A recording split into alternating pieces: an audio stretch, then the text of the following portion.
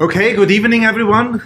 Thanks for joining us here. Thanks for the meetup to give us the opportunity to be here today and to speak to you about the research that we do in our research lab called vSense at Trinity College Dublin. We should start now because there is a hard deadline. I was told that at 8 o'clock the pizzas will arrive, and that will certainly distract you very much towards the food, and I think then that's also enough of us talking by that time. Also, Declan just went down. He told me to get more beers, so he got 2 pallets up. That's all that he could carry, but he'll be back in a few minutes with more. So I'm very happy about this event. It's new for me and it looks nice. But looking to all of you in this leisure seating with having a beer. So cheers, everyone. So this is sponsored by our industrial partner of tonight, Huawei, and I see some representatives of Huawei also here, so thank you very much for sponsoring. And what we are going to do today is to present you a number of research projects that we ran in our lab called vSense, and I will start and give you a general introduction and overview and a couple of examples, and then I will hand over to some of the PhD students who are the actual experts in deep learning in our lab, who are teaching me most of what I know about it, and to give you this overview of what we are doing. So a few words about myself. So I came to Dublin in 2016, and before that I was with Disney Research in Zurich for a number of years. So I got a good insight into the entertainment industry. I was also teaching at ETH Zurich, one of the leading universities in the world.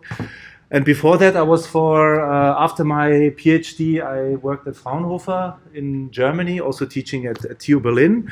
But then I came here to Dublin because I was very happy to receive a nice grant from the Science Foundation called a research professorship that allowed me now over a period of 5 years to build a substantial research team with like 20 researchers in the area of visual computing, which certainly is kind of a strategic investment that the Science Foundation did in this area.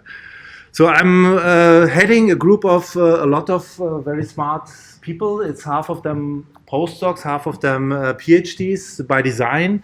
And I also like to show this slide. So it shows a little bit the multicultural background and the input that these people bring into the team, so from different universities all over the world and the different nationalities, but it's also different skills. So we have people from computer vision, from computer graphics, from visual perception, from quality, from coding. So a diverse skill set that altogether creates the convex hull of what we are able to do. Now we can very quickly get together in different projects to do some interdisciplinary research very nicely. So what we are doing in general is kind of encoded in the title of the lab, of the project. It's extending visual sensation, so creating nice images through image-based visual computing. So through algorithms that operate onto pixels. So everything from computer graphics, computer vision, media technology, that's what you can call visual computing. Or algorithms that operate on pixels from capture, so from the cameras to the display. That's our focus. And also, you can say it this way, so make visual media indistinguishable from the reality at some point. And as it is about creative technologies, we also have a nice trailer which shows you a little bit of the technologies that we are working on. The music is a bit too loud. So from classical visual effects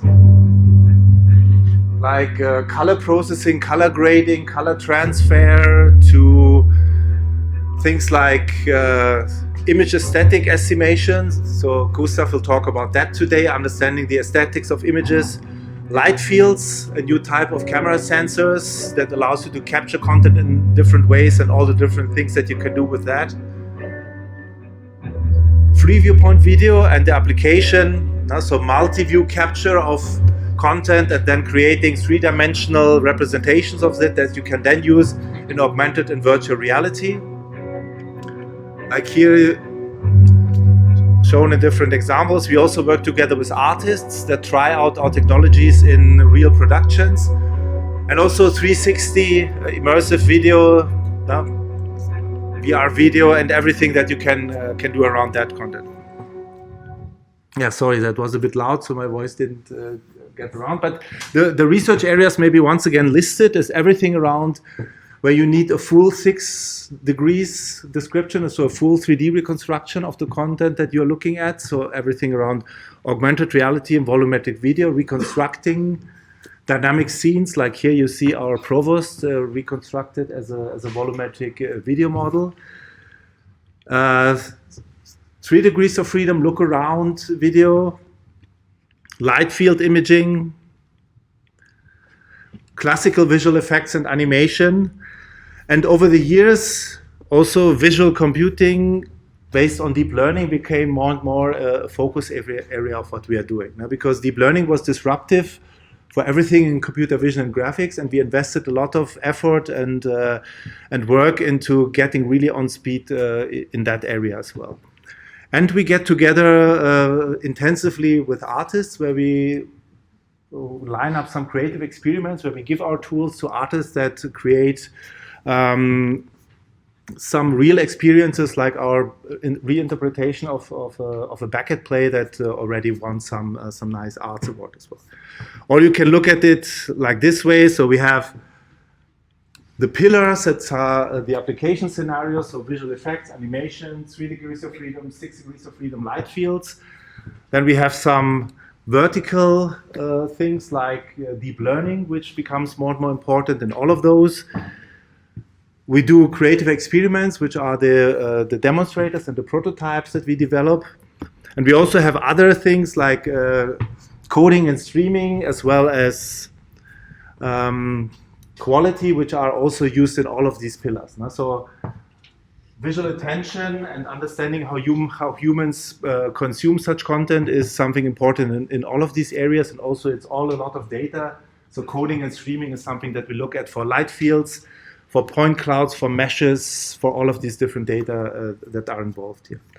But today in particular, we want to look at what we did in deep learning, and that's something that we didn't even have in our project description in the beginning, but it was really disruptive for our area. So we invested a lot of effort and people were interested in it, and that's the most important thing, motivated researchers who really wanted to look at deep learning and tackling a lot of the classical problems in computer vision and graphics by these new technologies of deep learning.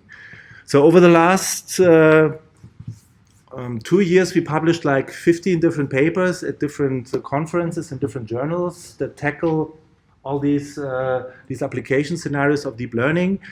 And today is one of the opportunities where we can show it to you as an audience together to share all of these things.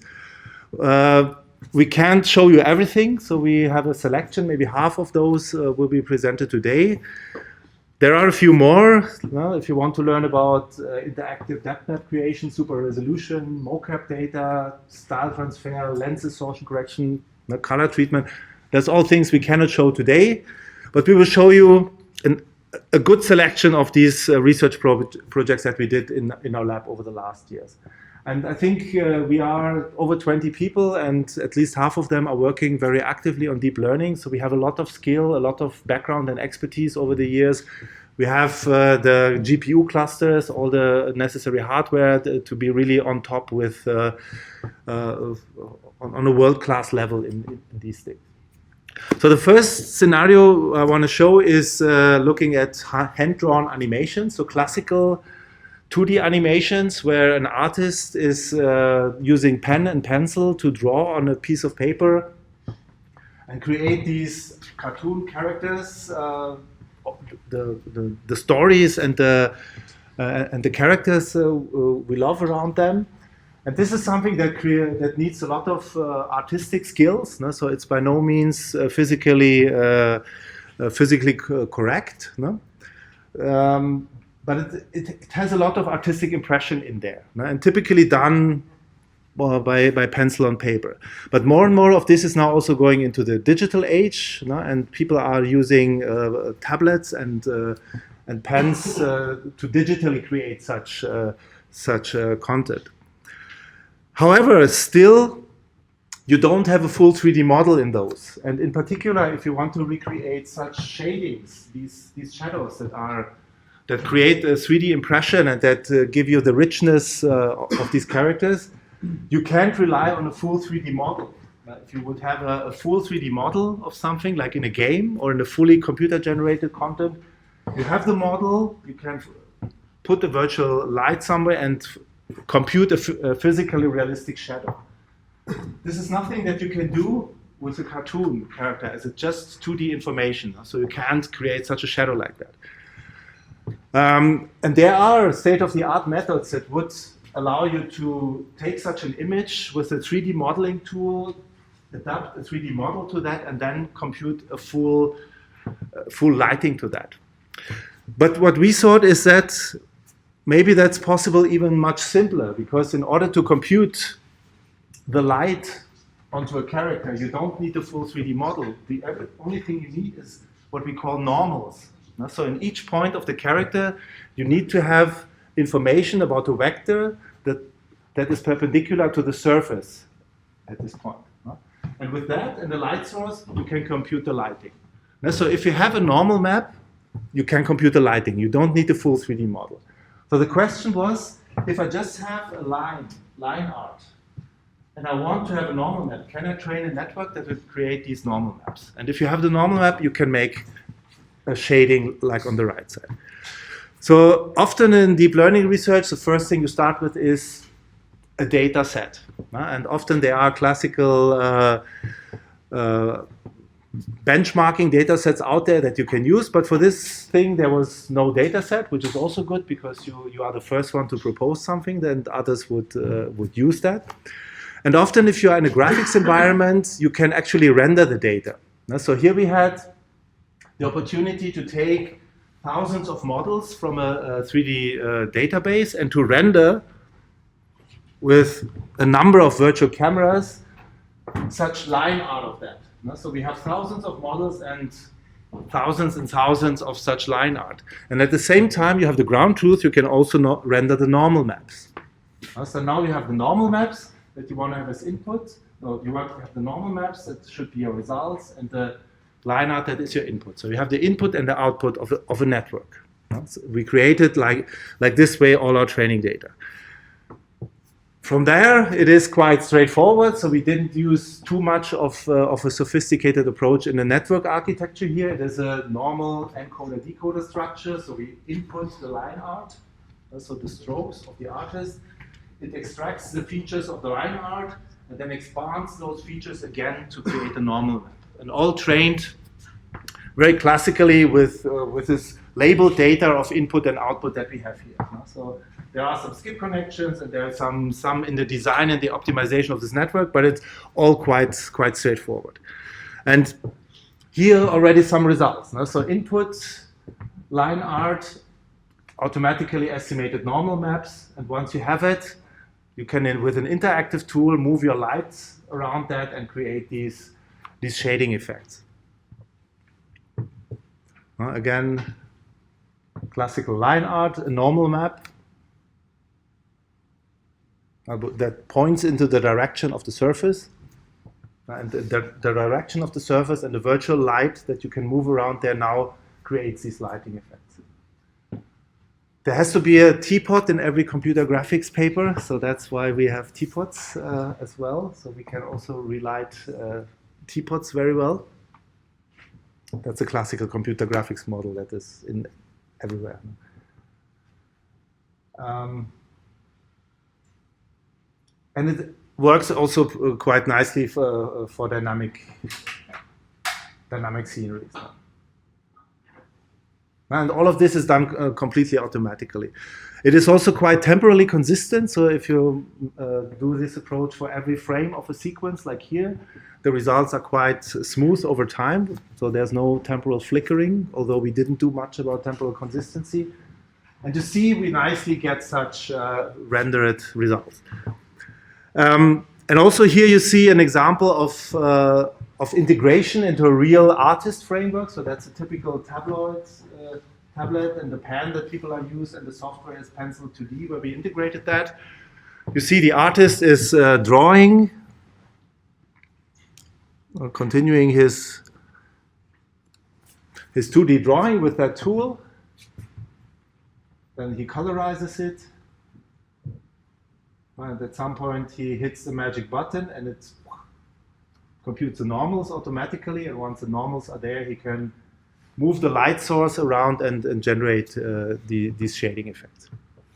Now, so you see a lot of what we will show is about creating images. So not computer vision in the most classical sense of recognition, of understanding, but of extracting information and then again generating images, like in this example. Not only, but a lot of that.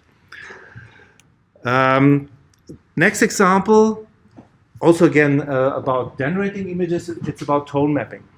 And here, it's a long-standing classical problem in computer vision for many decades, as the amount of light that we are seeing in nature, from the brightest sunlight at the sunny beach to the darkest dark in a moonless night in the forest, is several orders of magnitude.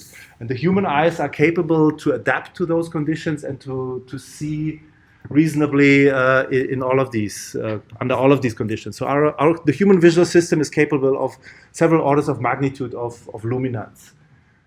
Imaging systems are not. No? So such a display like that one maybe has like 10 bits of a resolution, maybe 16-bit if it's an HDR display, maybe only 8-bit if it's a classical display.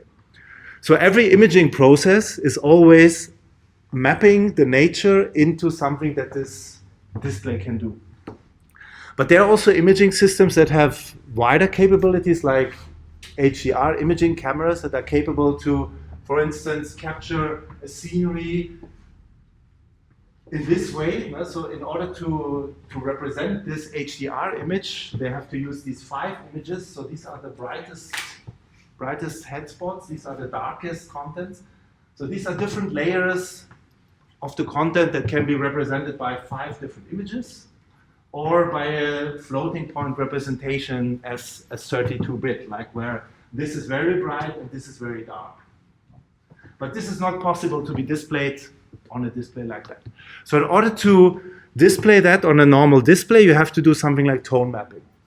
And tone mapping, as said, is something that is out there for decades, and there are several of very good solutions for tone mapping, so tone mapping operators that would take the HDR input, so the high resolution input, and map it into a lower resolution output. So that's tone mapping. And it does it in order, for instance, to preserve the visual quality, to preserve the details in the dark regions while still not oversaturating the bright regions. So it has to be some sort of a nonlinear compensation, like shown by this curve. And it can be locally adaptive. So they can vary over the images. So people have been doing research over many decades and came up with these classical tone mapping operators that were using vintage computer vision, as some people call it, or old school computer vision, where they would, for instance, model the human visual systems and come up with algorithms that would work on the contrast and compress it in a meaningful way. But most of these tone mapping operators, they are very difficult, so they require extensive parameter tuning, and they are optimized for specific conditions. Like some are well for low light photography, some might be doing well for landscape, others for portraits. So there's a lot of controversial literature also in tone mapping. So everything around here is a lot of handwork, and it's slow and tedious, and requires a skilled operator to do that. So our idea was, can we do an automatic tone mapping operator that would take an HDR input and do an optimal LDR output with the objective to create the best subjective quality.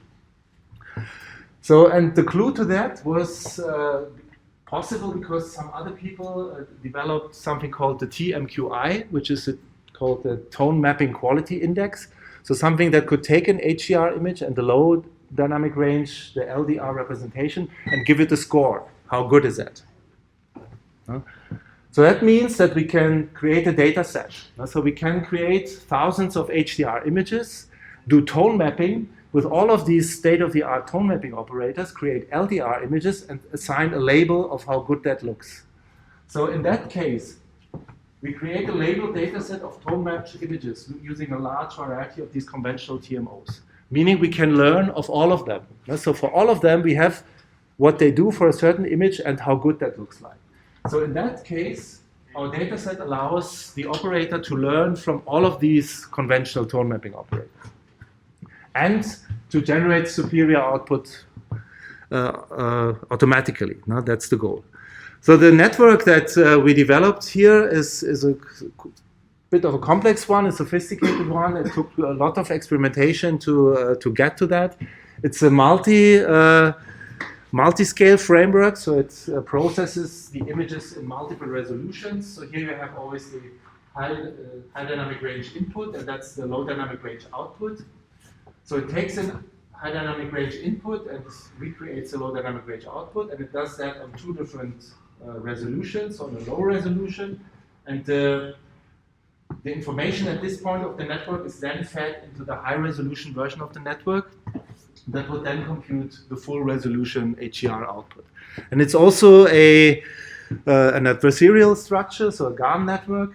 So there's a generator and a discriminator that both work together to optimize these processes given the data set of TMQI labeled images. So the results that we got, here's some comparisons. So here you see a representation of the HDR input, which is of course not possible to display on a display like that. So it's oversaturated and turned to black. And these are the results of the different of our deep tone mapping operator and some of the best performing state-of-the-art tone mapping operators. And if you're familiar with tone mapping, you recognize here all of the names of the state-of-the-art previous tone mapping operators. And if you look at that, for instance, here at the details of these stones in the background and the color of that, the details here in the background, the color of the car.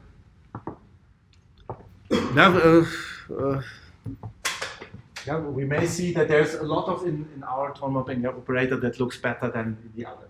Also, if you look at the scores, so these are the quality scores, the deep tone mapping operator performs quite well.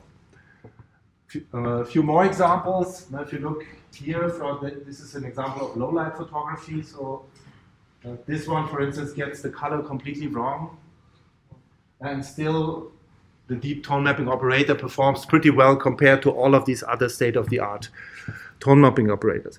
But of course, we also did a general study, so we compared the performance of all of these tone mapping operators on the whole data set and have an overall average TMQI. And you see that this version, so the deep tone mapping operator, significantly outperforms all the other tone mapping operators that are out there. So it's on average better than everything else, and it is automatic. Question?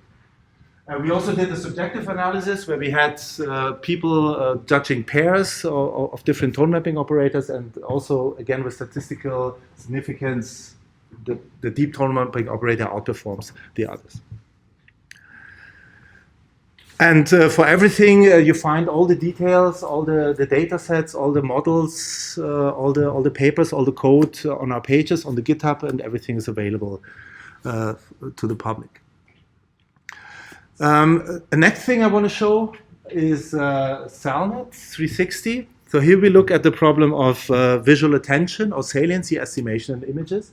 And this is the question, given an image, an estimate, what calls the user's attention? Where do people look like? And if you do, for instance, subjective studies showing a lot of people this image, well, they will look at the faces and where something interesting is happening. Text will be interesting. Something where action is happening is interesting. Some structures in the street. No? So there is a certain probability in these images that people will look at the content. And that is, of course, interesting for a lot of things. So you can tune algorithms based on that. You can check your advertisements, how good it was based on that. So saliency is something that is useful for a lot of applications. And it is well studied for the case of classical 2D images. No? And in the past, also people created hand-tuned operators where they would, for instance, have a face detector in, have a text detector, have a color properties, sharpness. So all of these properties would go into hand-tuned estimators that would try to estimate such a visual importance map of an image. But of course, nowadays, it's all deep learning. No? So instead of people came up with ground truths of such human fixation maps, so thousands of images with thousands of such fixation maps, and then you can train a network that would give you an estimate of these fixation maps. So the state of the art in saliency estimation is, like a lot of other things, deep learning these days. So what we wanted to do is to take it to omnidirectional images, to 360 images. No? So something that is captured by cameras that look into all directions with mirrors or with multiple cameras, and it is combined into such a 360 image that you would, of course, not look at like this, but you would kind of look at your device. You would turn your device and look into certain directions, or you would wear a head-mounted display and look with it into certain directions. And that would mean that you would kind of scan this image in a certain way. So you would not look at the whole image, but you would interaction is introduced. It's an interactive viewing here. So that means that classical saliency estimation doesn't take into account this type of new interactive exploration of such images. Now, if you look at that, for instance, so here you see a couple of faces, and the classical saliency estimator would probably find all the faces, and certainly those are important, but you don't see really what's happening down here, and there's actually a cake. So that's an image of some sort of a birthday party, and certainly this cake there is important. But it is just not represented well in this distorted version of this omnidirectional images. So we wanted to build a network that would accurately estimate the 360 omnidirectional image saliency. And the basic idea for that was to subdivide the image into pieces. So to take the overall omnidirectional image, to take patches out of those, and to process all these patches in a certain way, to create per patch saliency maps, and then have a process that would fuse them into the overall saliency map of the whole system. Sorry. Yeah. How do you choose how many patches it's necessary to actually go around? A good question that was also asked in the review of the paper. We did a quite arbitrary selection here. We just did, I think, 6, and we showed that it works better with 6. But that's certainly something that has to be further improved and evaluated. We have other work as well where we don't divide them into such regular patches, but something like a Voronoi diagram, which is a different way of parameterizing the surface of a sphere, and which also allows you to parameterize the surface into an arbitrary number of patches. So, but that's a research direction, the optimization of that, absolutely. In this initial work, what we did then is that we used a classical 2D saliency estimator that would take as input an image and give a traditional 2D saliency map. And then we had combined it with a second channel with an image that would encode the spherical coordinates. So here every color in this image would correspond to the XY coordinate in the image. And something that is up in the image would certainly be less important than something that's on the equator or something that is down. But that's kind of encoded in this color. So that goes together with the saliency map then into a second CNN that then gives the final saliency map of this. And we could show that we really significantly improved the results. So here's something this omnidirectional image, the ground truth that people generated by showing this to people wearing a headset. So they were freely evaluating that. And this is these probability maps that we want to estimate. This is what you get as a result if you just put this as a 2D image into a saliency estimator. And you see, well, it doesn't get these features pretty well. So it estimates as 3 as salient for some reason, right? Here is, if you just put the patches independently into our CNN, and you see it corresponds a bit better with what we see here, but it also overestimates things that are somewhere there on in the ceiling. And this is the result if you combine all the things together. So the base CNN and division into patches and this additional output, the weighting with the spherical coordinates. And this corresponds best with the human ground truth. Also given by these results, these numerical results where we show that this approach really improves the omnidirectional saliency estimation significantly. But also if you feel like having questions, just jump in any time, please. So, yeah. The problem that you're having here is a function of the warping that comes in from the camera. If you were to use, say, 5 or 6 cameras that were stitched, would you need this approach, or would your traditional saliency work? That would then be very dependent on the capture process, and all the cameras are different, and you wouldn't want to do it this way, right? So, and typically, at some point on the pipeline, it is all stitched into these equirectangular formats. So, what we wanted to look at this interface in the pipeline. But if you would do it earlier, still you could do other approaches. If you would do it on the source video, for instance, if you had these GoPro rigs or that, you could do different approaches. So the approach here was assuming that it's all in an equirectangular format. How do we do it then? Next example is looking at a database that we created. And it looks at another important problem in deep learning, which is scene understanding from 3D point clouds. No? So having a scanned 3D model of something or any type of point cloud and recognizing what is it. Is it a car? Is it a chair? Is it? No? So that's a long-standing and a big research problem. And there are data sets out there for categories like this, like indoor things, like cars and these things. But of course, it's interesting to do it for buildings, for a whole city maybe. No?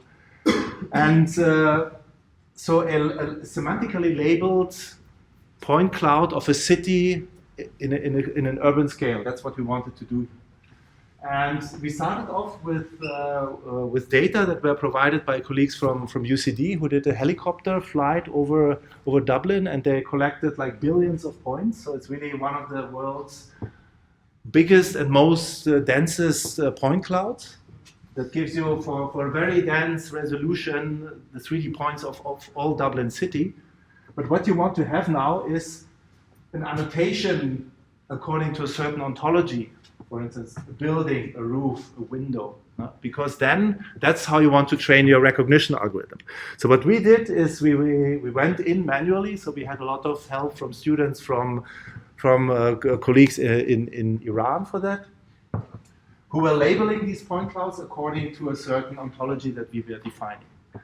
And right, so it went like, so we had building that could be subdivided into window, door, facade, roof, vegetation was a class, streets, sidewalks.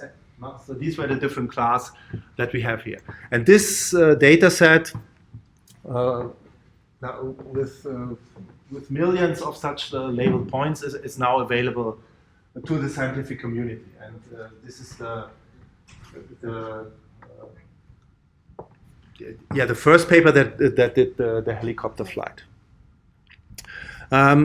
So after capturing this data, we also tried some state-of-the-art point classification algorithms like deep learning for point sets, PointNet, SONet. So these are algorithms that would take a point cloud and tell you what it is. So we trained these algorithms on a selection of these data that we had, where we had like 4,000 objects in a couple of classes, and as a benchmark, just trying these off-the-shelf algorithms to see how well they can recognize these data. No? And the numbers are not so good yet. No? So, but that was it. As I said, so we didn't do nothing on this yet about just providing the data and trying some off-the-shelf algorithms. But certainly this is a data set that might be very, very interesting for people that are trying to recognize buildings out of such point cloud samples. Another thing that was captured during this helicopter flight was images. So while they were flying, they were capturing with a LiDAR the points, but they were also taking images. And you can also reconstruct 3D structure by structure from motion from such images. So this data set also allows you to do structure from motion. So this is now a 3D reconstruction from the one part of the images, that's another 3D reconstruction.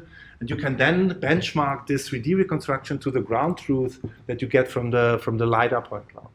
So that's a second use case of what can be done with this data set.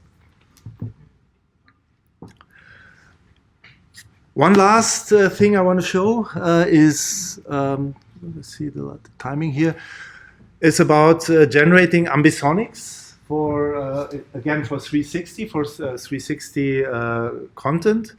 There's such 360 imagery should also come with corresponding audio, and this audio should be in the direction, so that's called ambisonics, so it's spatial audio that comes from that has a certain direction.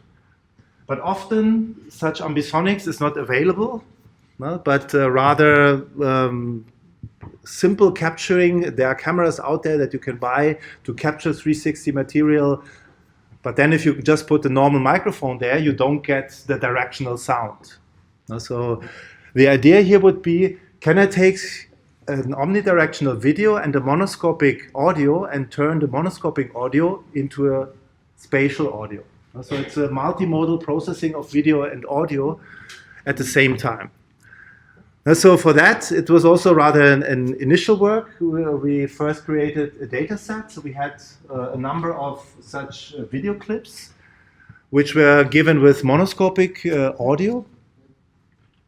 And we annotated this by adding a direction from where this sound comes from. And we had a couple of different types of such videos, and we went in and annotated where is the speaker at a certain point in time. So that gives us a label of video plus audio plus a direction of where the sound comes from. And the target is now to estimate where the sound comes from, just from the video and the audio, and then being able to take the mono video and put it into the right direction. So to converting monoscopic audio to ambisonic audio. So the pipeline would be in the end something like that. For inference, you take your video, you have your video and your audio signal, you put this into a common network, and it would give you the direction of the audio, and then you can output the ambisonic signal to make it spatial audio. And you also, in order to develop these algorithms, you need a certain metric. So how well does your estimated direction agree with your with the ground truth direction? For that, we also proposed some 360 directional quality metrics. And then we did an initial study, again, with off-the-shelf estimation algorithms that would, so there are algorithms that allow you, giving an image, to estimate where the attention comes from. And there are two types of that. One are attention-based and others are self-supervised based. So two classes of them. We also tried different representations of the omnidirectional image. So you can do this so-called equirectangular format or the bicubic format. And we tried out these networks, training them on a network, how good they estimate the direction of the sound. And there is something, so for instance, the cubical signal, the cubical representation is better for this task than the equirectangular. So that's, again, a very initial study that poses a new problem, but a very interesting and challenging one, and gives first insights. And certainly we are continuing to work on that, and to develop networks that would certainly do that better. No? But also all of this data is available to other researchers. And as always, for more, come to our web pages or talk, ask questions, or come back later. If not, then it's Sebastian's turn. No?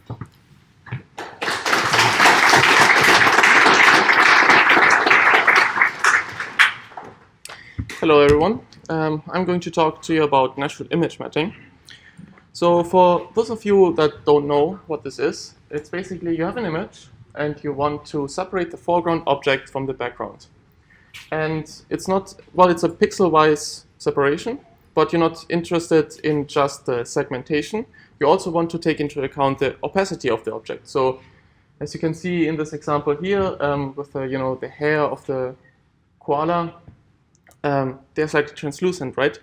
So the alpha values that you get there are then 0.5 or something along those lines. So mathematically, it's quite simple. The image that you see is the linear combination of the foreground and the background. And what we are interested in here is this blending factor, the alpha, which is then between 0 and 1. Well, the problem is quite ill-posed, because what you see is the image, right? So you have the RGB values, so 3 known values is what you have for this equation. But you actually have 7 unknowns, the RGB values of the foreground, the RGB values of the background, and what you're actually interested in, the alpha. And the second problem is also that it's quite cumbersome to get ground truth for this. So even if you're a skilled artist and you're told to, do this alpha matching, it's going to take you at least several minutes. So data sets are also quite small. So to help with the problem, people use so-called trimaps to kind of initialize the algorithm. So the trimap are rough segmentation of the object. So you have pure foreground, that's all the white. You have pure background, that's all the black. And anything else that's kind of in between the two of them is gray. So as you can imagine, if someone takes great care to make a super good trimap, the algorithm is probably going to work better. But then that also takes time, right? So you don't want to spend too much time. So ideally, you want an algorithm that works on a trimap that's been done in 2 seconds. So in this paper, our contribution is to create a generative adversarial network. And this has not been trained on the ground truth per se, because we have a generator that takes as input the 4 channels, the RGB image and the trimap, there's a 4th channel, and predicts the alpha. And then we have a discriminator that has been trained to discriminate between good compositions and bad compositions, which, as we show, is overall gives us overall better results, especially in high-frequency areas. So our network architecture looks like this.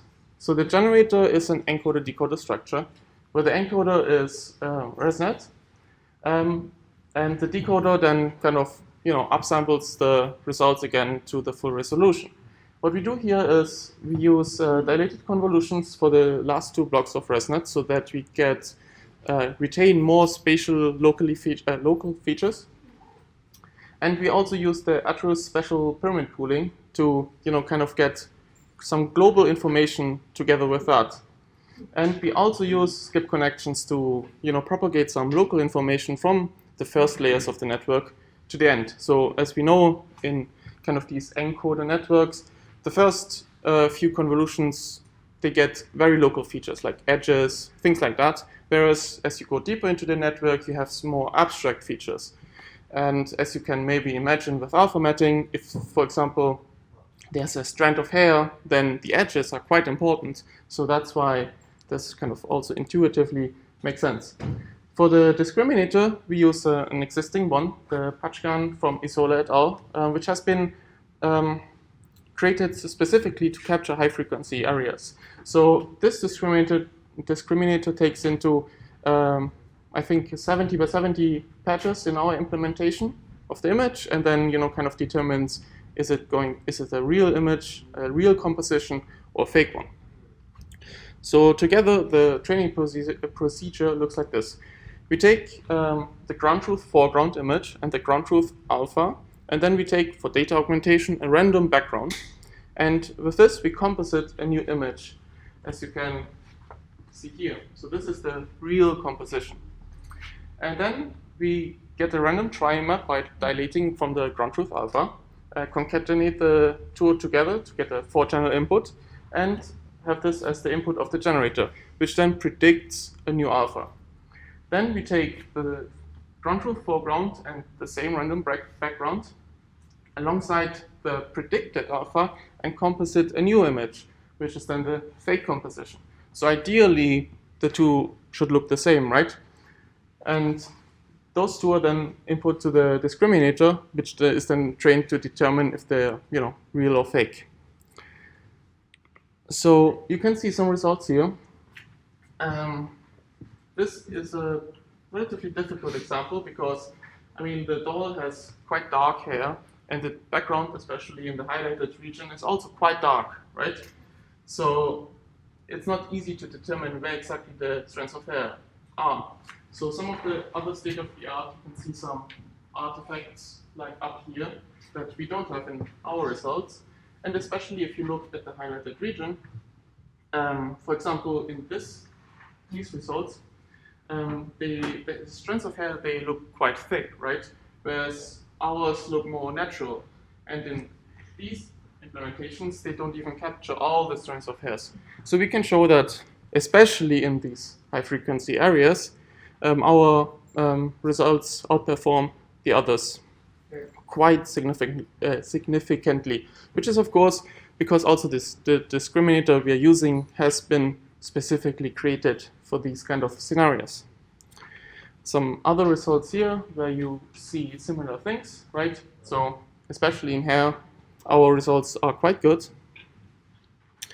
So in conclusion, we create a novel architecture to predict the alphas that lead to quite qualitative, high, good-looking results. And especially the addition of the adversarial loss leads to quite significant improvements. But of course, you're never done, right? So if you really want the best perfect composition, you also need to know the foreground color. So that's what we are working on right now. So also estimate the color in addition to the alpha, and then maybe for video matching or something like this, work with temporal consistency. So yeah, thank you for listening for this. Also, the code is on our website if you're interested. Yeah, thank you.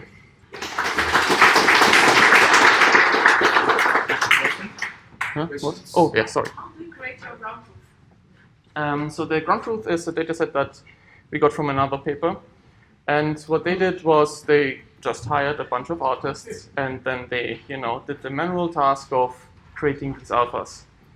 But of course, it's not quite easy, because if you take 10 different artists, give them the same image, then you get 10 different results.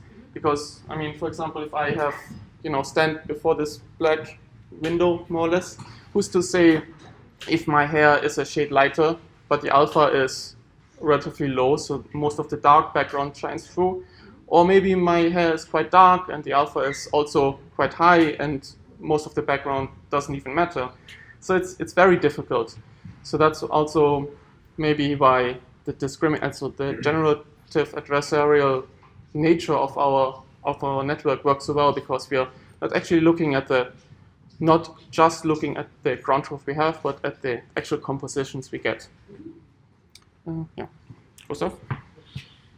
Was that it? No? Yes? Yes.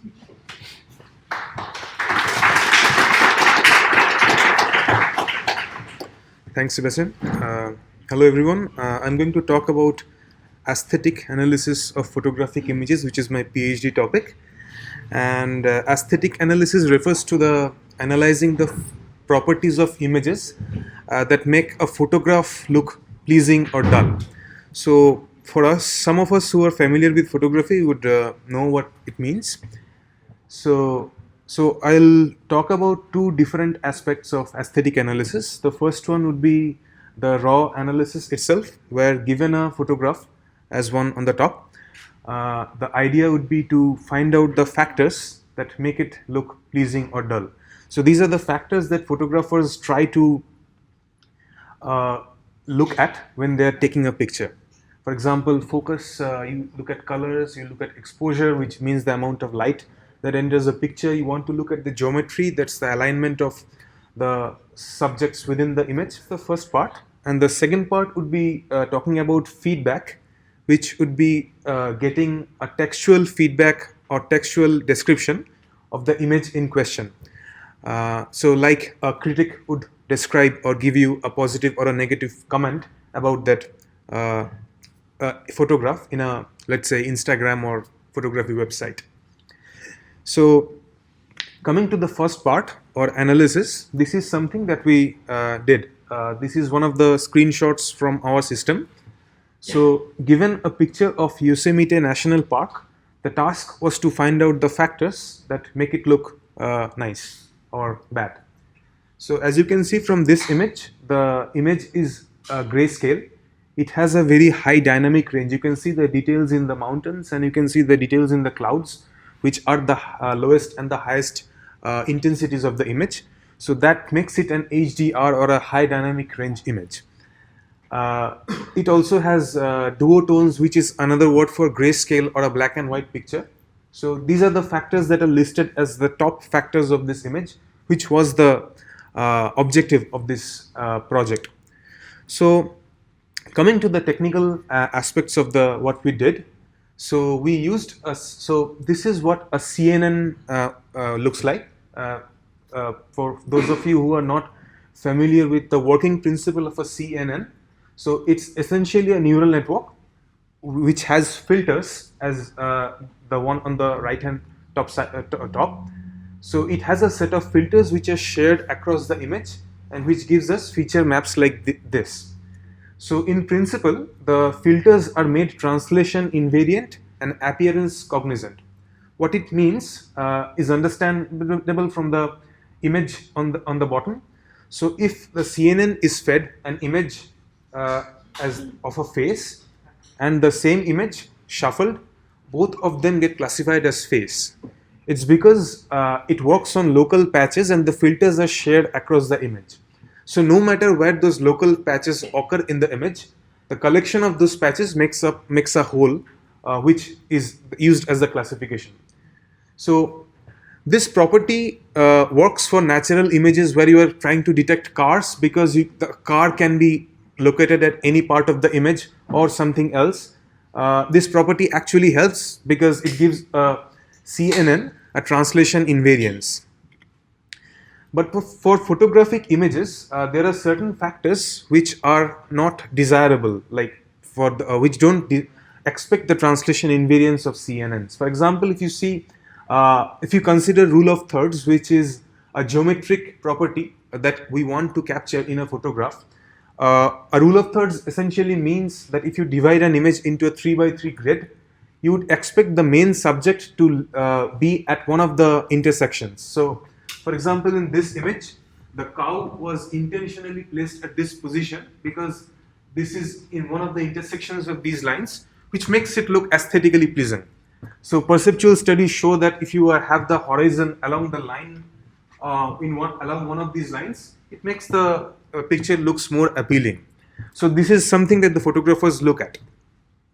But since we explained earlier, because a CNN is incapable or limited in its capacity to understand the geometry or the position of the object, it cannot understand, it has limited capacity to understand geometric properties as these.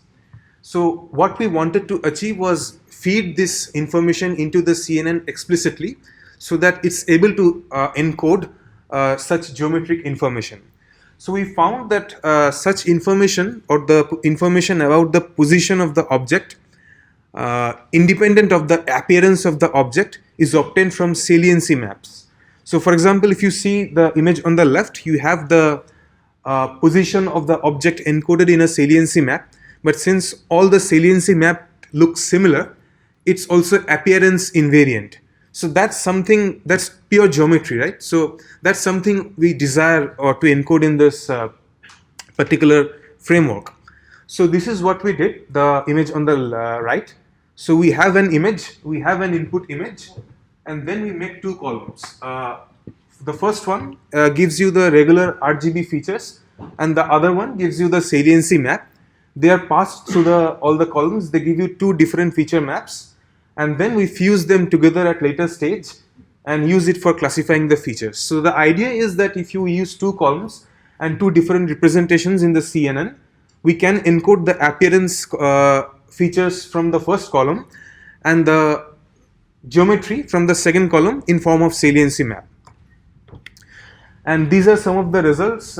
We got an improvement over the state of the art. The one on I mean, it can be seen like we improved the state of the art.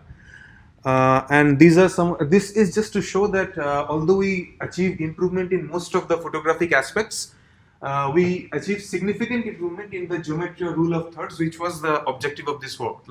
So appearance improves as well, but that was not the objective, but geometry should be improved. So that's what we observed, that it improves it significantly. So that was the first part of the project. That's what we did as first problem in my PhD, and this is the problem that we recently worked on. So this is what it means by aesthetic image captioning. So given a picture as these, the idea was to generate a comment or a textual feedback corresponding that should well describe the aspects of the photographic aspects in the image. So I mean, in essence, this is a multimodal problem because we are moving from image data to textual data. So that makes it a bit difficult. But this problem is not completely new. I mean, there exists traditional image captioning, where given an image, you take the visual features using a CNN, and then you feed it to an LSTM or a recurrent neural net, and you get a textual description. So this is how multimodal mapping works. So you have one modality which is image, and the CNN gives you a mid-level representation of visual features. And then this is where the mapping from visual modality to textual modality happens. So this is a sequence-to-sequence mapping using an LSTM or a recurrent neural net. So, but for training networks as complex as these, what we need is a very large data set, which is also curated. Curation means data which is collected with a lot of constraints and very carefully, so that we want to limit the amount of noise that enters the data. For example, when MS COCO was created, the annotators were strictly asked to be to the point and very specific, and not talk something which is not very relevant to the image consent image. For example, it should be very straightforward and very simple as a bird flying over a body of water, but nothing else. You don't want to use too many adjectives. You don't want to use too many adverbs or conjunctions or exclamations as such. So, but in real world, but we didn't have any data set such as these. When we want to try a different task, for example, aesthetic image captioning, we have to rely on real world data. And real world data looks something like this. You have comments which are very less informative. You don't want the system to generate comments such as these. You don't want the system to be trained on very complex comments such as these at the bottom, because these are really informative and very complex to learn. It's very AI is not at a stage where you can train systems for such complex text. So what we want to train our system on is something of this sort, like something in the middle. So they should be informative, but should be less limited, should be less complex as well. They should convey a certain amount, a reasonable amount of information about the input image. So the first stage was how do we clean the data set, and then the next stage would be use this system to train LSTM and CNN framework as done in traditional image captioning. So this sums up everything that we did. So there are three stages in the work. First was denoising the data set. So we, using this formula, which is like presented there in the first point, we used a very basic language modeling to encode, to give each comment a score. So this score was based on the intuition that certain words are more informative than the rest. For example, if you see these comments, there are words which are like post-processing or top half or let's say softness or background, which are more informative than words such as let's say photo or work or awesome. So these kind of words. So the idea was to identify these kind of words and then use them or model them in a way that would give us a score such as these. And then the comments which had a certain score beyond the threshold were kept and the rest were discarded. After cleaning the data set, what we did was train a CNN using a semi-supervised or weakly supervised approach. So each comment gave us a label, a weak label, and then we trained a CNN using this as label. Because we didn't have proper aesthetic annotations for an image. And finally, we took this CNN and fit it into a regular standard CNN LSTM framework. And then we trained a regular CNN LSTM pipeline as in natural image captioning. So these are some of the results that we got. So the third one or the last row is our results. And the two on top, the first one is trained on noisy data. And the second one is trained on, is one of the baselines that we implemented. So you can see that there are a few nice annotations. For example, this one, it knows which direction the light comes from, and it's hitting the face. So this is something quite nice. But then you also see the quality of captions. So you can easily tell that these are not real. These are not given by humans, because it wouldn't be that repetitive, like I like. I mean, this has a certain level of repetition in it, so that's not desirable. So there is a lot of scope for improvement as well, but it also performs quite well according to human subjects, because we conducted subjective tests and human were like able to judge that it has a certain level of understanding of the aesthetic properties of images. So that's all. Thank you for listening. If you have any questions, I'd be happy to answer.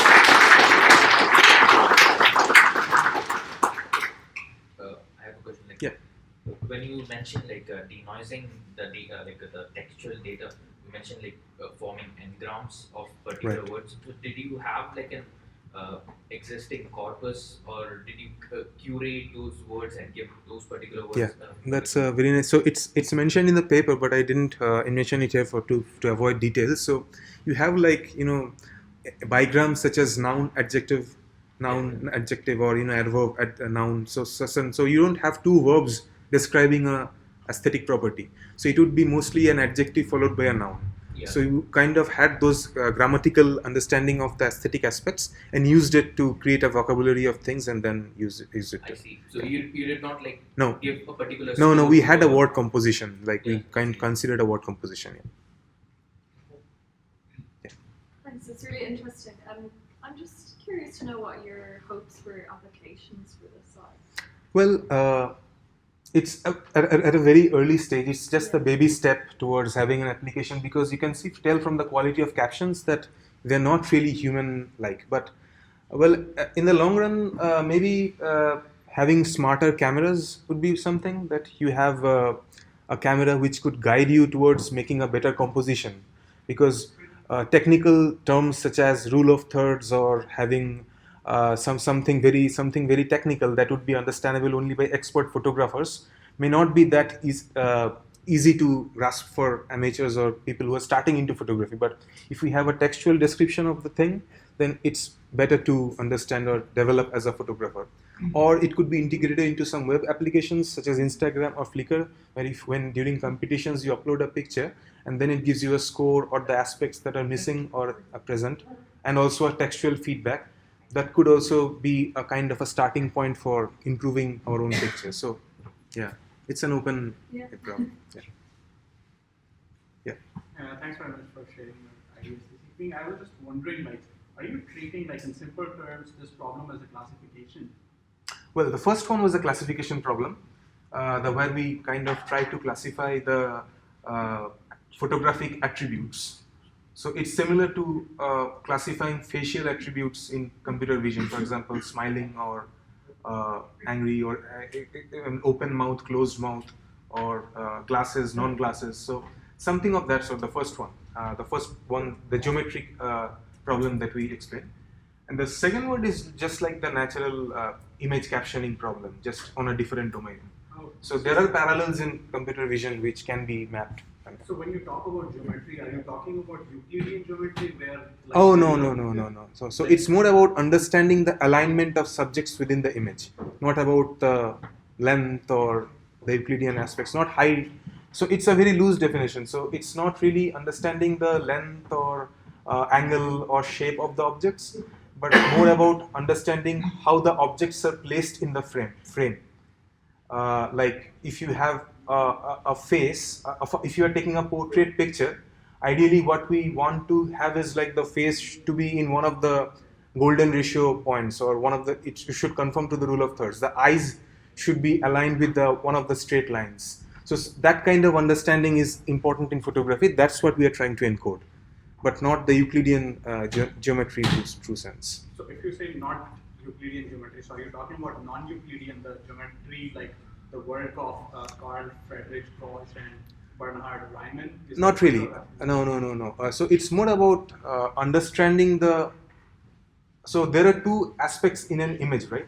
One is the appearance, which is the local features, and one is the global arrangement of the objects within the image. So we are talking about the second part. So that's what we mean by geometric understanding of images. So not the local, but on a global level, like how the things are aligned.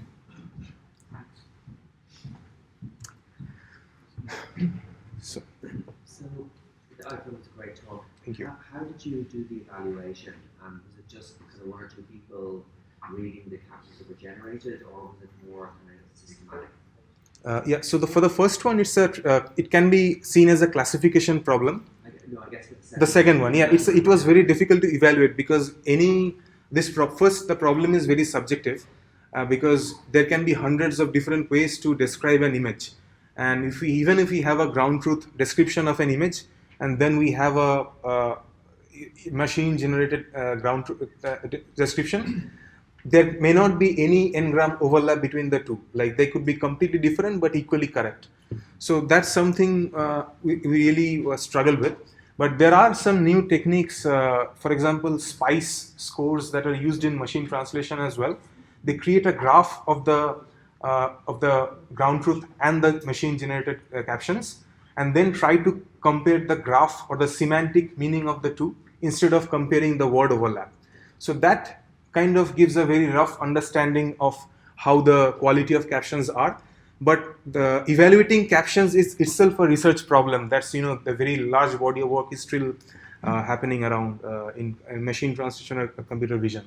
So we tried all the things that are state of the art and are available, and also with human subjects. So we asked humans to come and see the actual ground truth and the caption that was generated by the machine, and just rate it as a score, which one they think is more appropriate. So both of them that was done. But yeah, it's a very difficult to evaluate the text given an image. So, yeah. Yeah, thanks for the talk. We tried to reconsider this problem like a recommendation system. That you assign for one image different text meaning as recommendation system. So it's like collaborative filtering or deep filterization machines. I'm sorry, I don't think I quite forgot. So can you define like recommendation systems also, not only classifications system, but next stage like recommendation? You mean the scope of improvement? Like what are the factors that might be improved? Yeah, like visual page rank and then also recommendation. No, that's kind of the current problem that we are working with, but we didn't present it, so it's more of an enhancement problem. Yeah. So once you know what's missing, can you improve upon those factors to make it look more aesthetically pleasing? So that's one of the parts that we haven't looked at yet, but that's definitely in the radar. Okay, thanks. Well, then I give it to Tejo. Thank you for listening.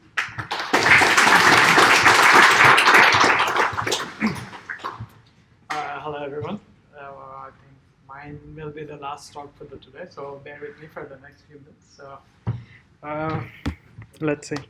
Okay, egocentric gesture recognition using deep learning. That's a big title. So, does anyone know what egocentric gestures are by any chance? Okay. I mean, except for the people from the labs. But have any of you guys so far used any of VR or AR devices?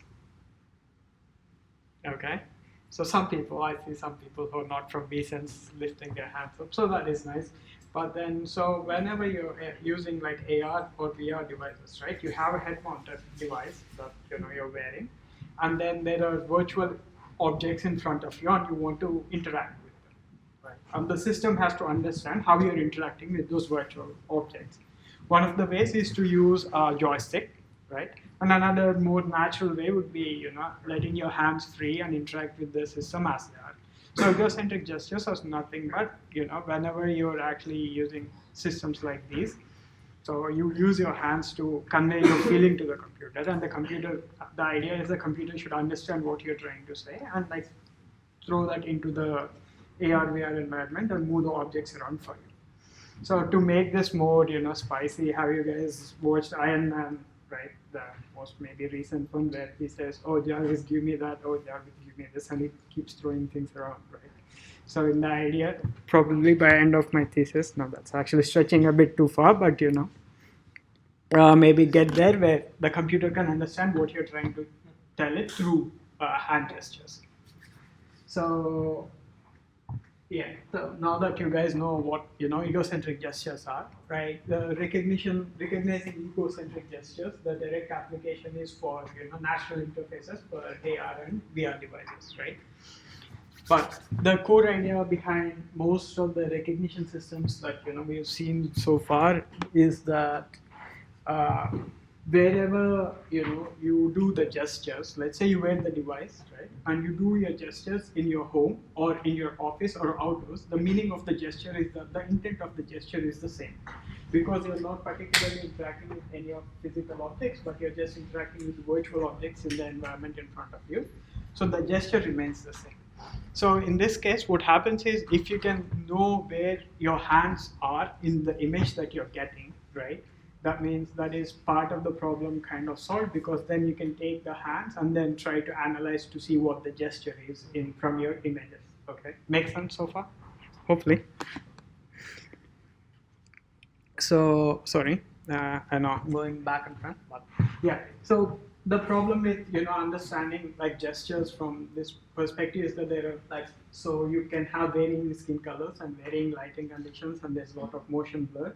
And on top of that, ego gestures, you're wearing the head-mounted device, right? So you're not like a static pillar. You can't just do things like that. So you move your head along with the device. So that also introduces a lot of ego motion. A motion, or which is called ego motion. So to deal with all these, problems, we have one solution called deep learning, because apparently that solves all problems these days. So then, we explore deep learning to solve our egocentric gesture recognition problem. So if you have heard all the talks so far, the biggest thing that, one of the, I won't say the biggest, but one of the biggest obstacles is having annotated data for doing your deep learning stuff, right? That means that, if you have an image, right, and you want anything out of it, let's say you want to create a mask, 3D hand mask out of it, saying where your hand is in your image, right? That you have to take all images and then say where your hand is in millions of images, and we don't really want to do that. So we introduced this concept of data called green screen data, where we had like few subjects perform the gestures in front of a green screen, and we recorded this when using a HoloLens, so that you'll get an egocentric view of your hand. So once you have that, it's quite easy to extract the mask, because you can just use any kind of green screen keying software and remove the hand. So you can have a nice mask that actually says, okay, your hand is here in the picture. And another advantage with this one is that, since I just told you that background is not important, right? Once you extract this, what you can do is you can replace the background with any image that you want. So that way you can create like millions of data points from just like few images. So we actually published this data set for everyone to use. So if anyone is interested in egocentric gesture recognition problem as research problem or application, feel free to go to the website, play with the data set, and if you have any questions, bother me. I'm more than happy to answer about that. And there is also another big gesture called ego gesture dataset that was introduced by some lab in China. And they actually did a quite nice work. They actually have 83 different gestures performed by like 50 different subjects in 8 different scenarios where they had all kinds. They tried to cover anything under the earth. So this is kind of a benchmark data set that if ever you want to do, again, like ego gesture recognition and test your algorithms, this is a good data set to go to. Oh, also, feel free to stop me if you have any questions between the presentation. More than happy to answer. So, and then now that we know we have the data sets, the next thing we want is an architecture that would actually serve the purpose of recognizing our gestures from data. So what we have is, again, like we've seen the encoder decoder, these words are being thrown around again, right? So this is, again, a similar kind of architecture where you have an encoder that actually takes an image from RGB space, makes it into some number of channels, and okay, sorry, how many of you are familiar with deep learning here by any chance? Okay. No, then that's fine. It's fairly big number of audience, so that's good. So yeah, using a few convolutional layers, you bring it down to you decrease the height and width and increase the channels. You get some latent space in between, and then you actually add a decoder. So the idea is you take an RGB image, encode it to some latent space, right, and then decode it to create a hand mask. So we take the latent space of create state and we use that as an input to generate embeddings for LSTM. And then we use the LSTM to actually understand what the gesture is from these embeddings. Okay, so yeah, I really didn't want to go into the specifics of the network architecture because I'm not sure that would serve any purpose in this scope. So, but if anyone is interested, again, the model and the data and all the results or everything, online. If ever you're interested, you can go there and check it out. But the cool thing about this is this actually falls into a broader category called multitask learning. So, when you're trying to recognize the gesture, right? What you're trying to say is, okay, I just don't want to recognize the gesture from the images, but I also want to say where your hand is in the images, right? That way, you're actually trying to learn two tasks that kind of, help each other to make each other better. So this multitask learning has been explored recently in a lot of computer vision domains, and it's been given good results so far. So if you see that, so what we did was, we take a bunch of RGB images, and these are the segmentation masks created from depth data for the big data set that we just talked about, because they didn't have like hand-drawn annotations. But we just used the depth data and kind of used a threshold to get the hands that are in there. So that way we get the masks as ground truth, and this is what you could see as the hand mask that is generated by the network. So what that means is, if you see these, they're pretty close, so the network has learned decently where your hand is in front of you. So yeah, once we do that, then we actually just take those embeddings and pass through train LSTMs and pass through them to recognize a sequence of gestures. So again, like I'm saying LSTM, but people are in general aware of recurrent neural networks and concept of LSTMs in general. Yes, no? Okay. Some people, yeah. But yeah, LSTMs or recurrent neural networks in general are supposed to are tools for understanding sequential data. Okay, so LSTMs are a better version of recurrent neural networks for some reasons. But yeah, so this is the results on classifying or recognizing gestures from our green screen data set. We had 10 different gestures. So whenever you're trying to recognize something, there is this confusion matrix, right? So the general rule of the thumb, if the diagonal is strong, then your classification is good.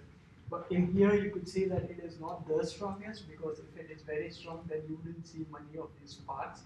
But that's also because our data set is a bit tougher than anything out there, because we have a lot of motion blur and a lot of variation in the gesture itself, because different people have their own style of expression. So that's kind of interesting to see. Yeah, and in terms of accuracy results, if we take just frame level, as in each single frame instead of sequence, we get about 58.33% accuracy. But if we take a sequence of gestures and then send them through the LSTMs through our architecture, we get about 71.42%. And this is the result on the bigger database, the ego gesture database with 83 gestures that I just talked about. And if you see this one, this is particularly nice because it has a very strong diagonal. That means our results are good. And it also means we actually bet the state-of-the-art results by quite a large margin. Those after 90% getting anything that's more than like 2% is considered pretty good. So, and also for us, we actually, so once we train our network, right, we only need RGB images. We don't even need depth images when compared to state of art, where they needed both depth and RGB modalities. Yeah, and summary of the talk for people who are not aware of deep learning. So deep learning is good, one. But two things that would limit you is computational power. So be aware that if you're getting into this, you have good GPU machines to do it. And another one is annotated data. Make sure that whatever problem you're trying to solve has lots of annotated data, because you have millions of parameters to estimate and throw data at it to find the right parameters. And for people who know deep learning so far, what we did was we we used multitask learning paradigm to actually do ego gesture recognition, and we've been fairly successful at it. And if you want to do ego gesture recognition, you can come, you can extend the work that we have done so far. So, yeah, questions? So I was wondering, like, you use sort of like a segmented image, right? Mm-hmm. For a hand gesture. Yeah. Like, I've seen some research paper where they sort of like use sort of like a small matrices, like it's like lines that will perfectly map how the hand is actually being. Yeah. So have you tried using data sets like that? So that would improve no, the idea was to see if we go that route, right? The problem with that would be then you'd be kind of limited, because every time you want to add a new gesture, right, you actually have to go like manually annotate your data to get that like fine grain annotation. We didn't really want to go through them because data annotation is a pain. Yeah. Especially for images, because you don't want to go around like trying to fit the fine details into your hand every time. So that's one of the reasons I actually try to avoid that. Yeah, because like Oculus, they're using it in their thing, and they're sort of like trying to make their AR, VR consoles like more interactive. So instead of using like control, you can use the hand. Yeah. That's why I was wondering. Yeah, that's the idea here. So and in the end, the main idea would be there is a new gesture that you want to add to your whatever like already existing model. It should be very easy to do. You should go through the thing of doing manual annotations, etc. Yeah. So, thanks very much for your talk this evening. I was just wondering, like, why are you using accuracy as your performance metric? Given that, like, if there is class imbalance in the data set, then accuracy doesn't mean anything. You have not mentioned like what's the class distribution in your case.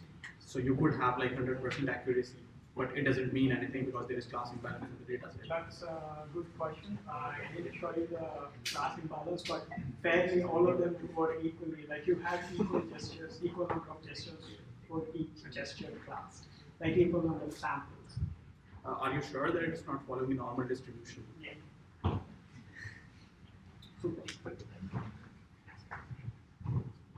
When you're doing your inferencing part, when you said you get a mask of the hands by using depth information, so that's not just taking a picture. Is neural networks any part of that, or is that using something more traditional to make the mask? Now, With, good question. So if you see, right, our network, right, let's go back. So in here, right, the idea is when you're training the network, you would take the depth information, right, and use that as ground truth, right? So once you get the decoder, right, going, then the decoder will give you the depth, the hand mask, just as the ground truth is, once it's trained. So during inference, you actually don't even need the hand mask anymore because all you care about is what is the final like gesture that you're trying to say. You don't even need to say in this particular case where your hand is. Even if you need to say you're generating it, you're not using that as an input, right? Does that make sense? Segmentation is not used during inference, only during training. During inference, you only need the RGB imaging. okay, yeah. Yeah. That's a difference. That's a strong difference to the state of the art as well. And it's yeah, a strong point. Okay.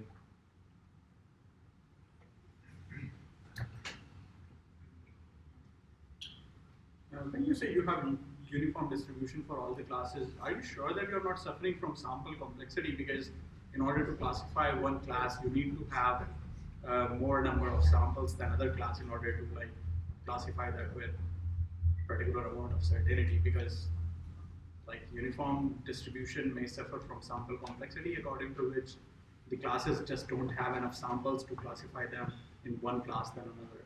So for example, you may have like 100,000 samples of one particular image, but there are like 100 classes and they all have same number of samples, same number of images. So I was just curious, like what's your work around uniform distribution of classes? So okay, so I'll send you the data set, right? Like we have 83 gestures, not me. The data set has 83 gestures, right? And each gesture has fairly, and not equal number of samples, definitely not, but fairly equal number of samples per gesture. Okay, would that solve your idea of some sample complexity, or is that still you're still not convinced that it is? I think one of the assumptions in deep learning is like the distribution needs to be Gaussian or normal.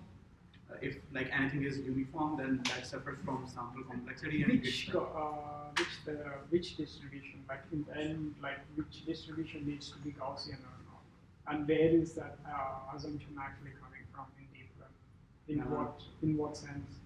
Well, I mean, for like most of like work we do in data science, I guess there is this assumption that it needs to be normally distributed, because if it is uniformly distributed, then it's like just suffer from sample complexity. There are other complexities as well, such as computational complexity, in which it's like so hard to find anything like the roots of the equation. Yeah, but okay. So what do you mean by, so in this particular case, right? So when you have, let's say, equal number of samples for all your equal classes, right?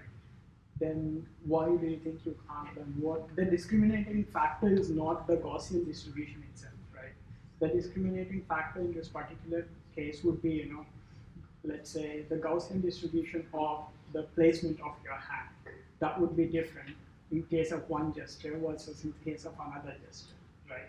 So that feature space will have the Gaussian distribution embedded in it, if that's if that's a constraint in the deep learning space. But I don't think Gaussian distribution is a constraint in the deep learning space, as far as I know, because so the non-linearities that are introduced inside are supposed to take care of. I would say that are supposed to approximate your sample space, regardless of its Gaussian or some other Poisson distribution or anything. So that is the whole idea of deep learning, right? Where you're not trying to learn a particular distribution in itself, but you're saying, okay, let the data actually dictate whatever distribution is going to be, and you don't really adhere to one kind of distribution in your whole, like in the architecture, right? Thanks. No, yes, thanks. Thanks for the talk. one question regarding the classical methods. Have you tried like a general point-based tracking for gesture and maybe SLAM technique, figure reconstruction? No, good question. So, I personally haven't tried, but they like the people who introduced the ego gesture dataset, they tried a bunch of like traditional classical methods, and their network like outperformed all of them, and then our network outperformed theirs. So there goes the assumption that Using ego motion, can you make pulse estimation and make the reconstruction? So that's actually another like interesting point, because I came before this, I came from the kind of SLAM world. So I was working on augmented reality, and I was actually kind of working making a system for like determining SLAM, the run of like whatever head monkey was one. So my initial idea was maybe you can actually use the poles at different parts whenever you're doing it, and then try to get the ego motion.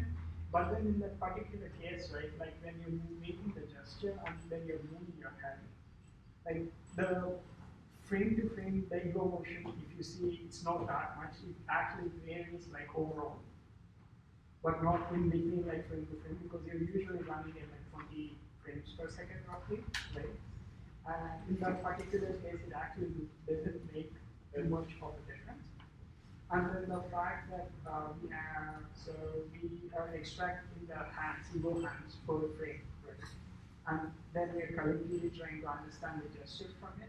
So we did kind of, I wouldn't say like very extensive thorough study, but we actually analyzed scenarios where people are having ego motion, as in, they're walking and performing the gesture, versus they're stationary and performing the gesture. And in that case, like they were quite equal, and it didn't really make ego motion. Like once you can extract the ego hands, then ego motion will come way too much. So maybe it's time to, in the interest of time, to thank our speaker once again. And to thank you all for bearing with us so long, and I hope that there will be some pizza and a few beers still to refresh ourselves. So thank you very much for your attention, and please don't hesitate to come back to us in case you are interested in anything more or have any more questions. So thank you. Thanks.